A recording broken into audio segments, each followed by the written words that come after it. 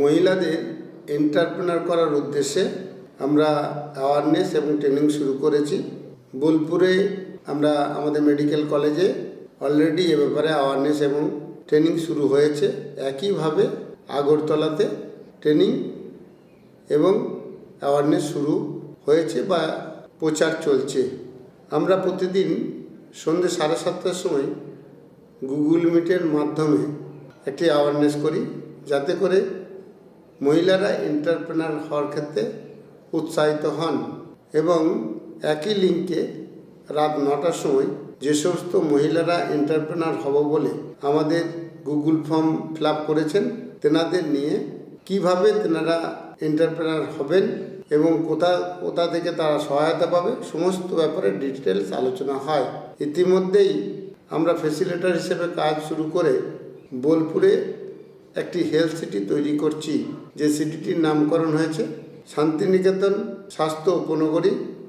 এখানে এন্টারপ্রেনার বা মালিকানা টোটালটা মহিলাদের থাকবে।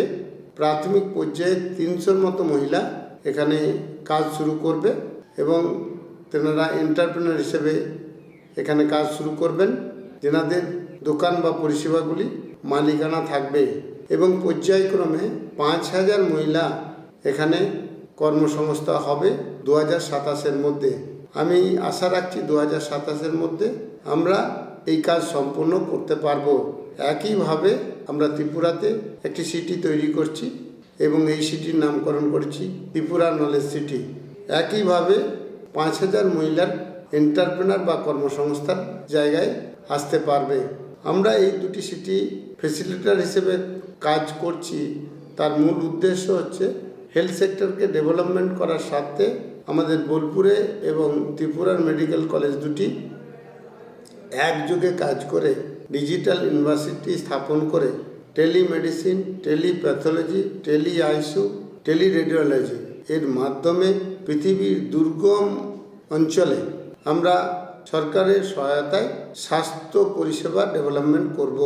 এবং এই পরিষেবা ডেভেলপমেন্ট করার ক্ষেত্রে ত্রিপুরার আগরতলা থেকে এবং বোলপুরের শান্তিনিকেতন থেকে প্রচুর সংখ্যক ছেলেমেয়েদের ট্রেনিং করিয়ে আমরা জবের জায়গায় আনতে পারবো। এই উদ্দেশ্যেই সরকারের সহায়তায় আমরা এই কাজ 2027-এর মধ্যে কমপ্লিট করতে পারবো আশা রাখছি। নমস্কার।